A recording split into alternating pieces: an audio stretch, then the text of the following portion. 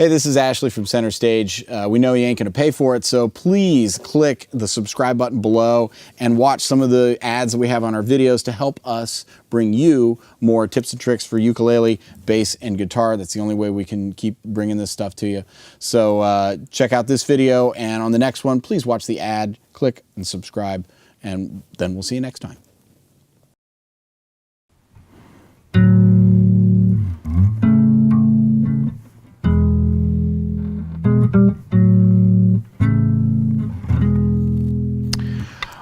Have you ever wanted to be able to play big chords like that and make sure that everything is in tune when you're playing really high on the neck?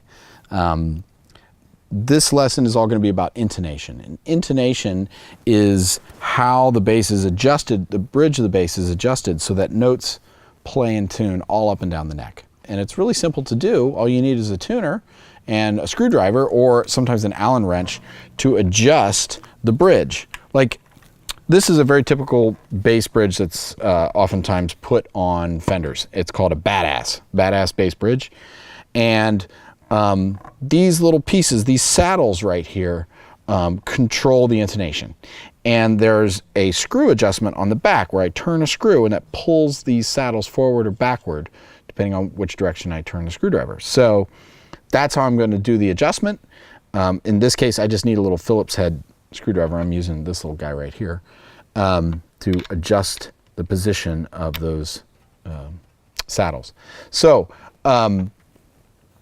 this is what you need. You need a tuner and the screwdriver, or some bridges have an Allen wrench, a special Allen wrench that you need to adjust it. You got to figure out what tool you need, get it. Then you're going to use the tuner, and what you're going to do is you're going to pluck a harmonic here at the 12th fret. And you're going to check it on the tuner. I got a little snark here. And make sure that that sucker is in tune. Then what you're going to do is you're going to fret the same note at the 12th fret, gently, evenly. You don't want to put too much pressure or bend it at all. You just want to press down gently, play the note, and see if it's in tune or not. This is what we're adjusting here. So right now the G looks like it's in good tune. There's the D. That seems pretty good. Ooh, the A. The A looks like it's a little sharp. So the harmonic, if it's in tune with the tuner, and then the fret note, if it's sharp, what that means is the distance from this fret to the saddle here is too short. If it's sharp, it's short. Conversely, if it's flat, it's long. So you just think about it. Okay, it's sharp. So I need to make this saddle, further away. I need to move it that way from that fret. So it'll make this note go down in pitch. The longer the length, the lower the pitch. So in this case, take my screwdriver here. And you want to start out very conservatively. Like, I'm just going to go one turn, let's say. And then I'm going to check it. Now you have to tune it again, because as soon as you adjust the bridge, the note is going to go out of tune because you've changed everything that's going on. So I tune it back up again, then I fret.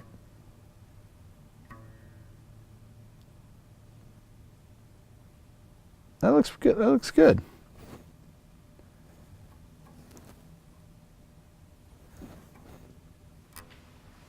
The E's got the same problem, so I'm going to turn the E one time, which is pulling the saddle further away, which is going to lower the pitch of the fretted note.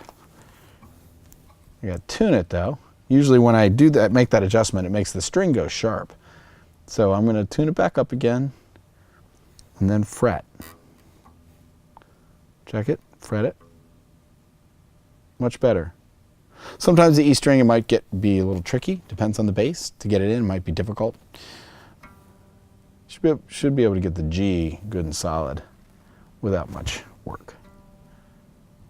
And if you find that you're not able to achieve good intonation by adjusting your bridge, or I mean, if you adjust it so far it seems out of whack, then it might be time to go see a professional. this is something, setting up your intonation like this is something every player should know how to do.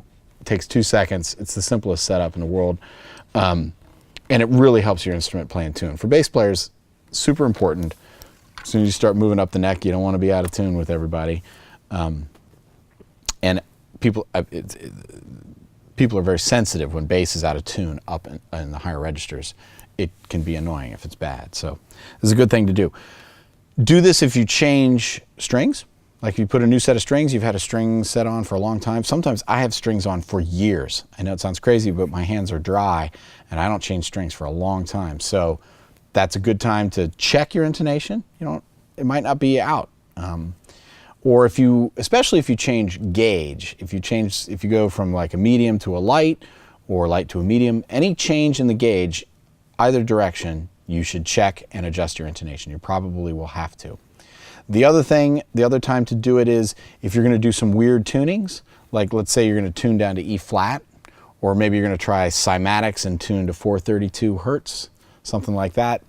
You should readjust your intonation when you do that. So string gauge change, odd tuning change, or wow, I haven't changed my strings in 10 years, I better do so. That would be a good time to check your intonation. Then this gives you the nice chords up high. Now I'm putting a little pressure on there, but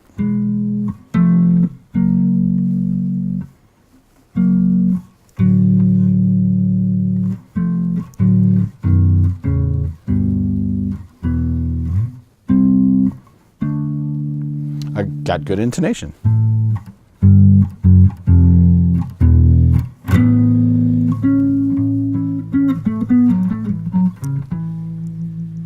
There you go. So that's how you set your intonation on your bass. Again, every bridge is different. I'm showing you on a Badass, which is a very common bridge for Fenders. You might need a hex wrench.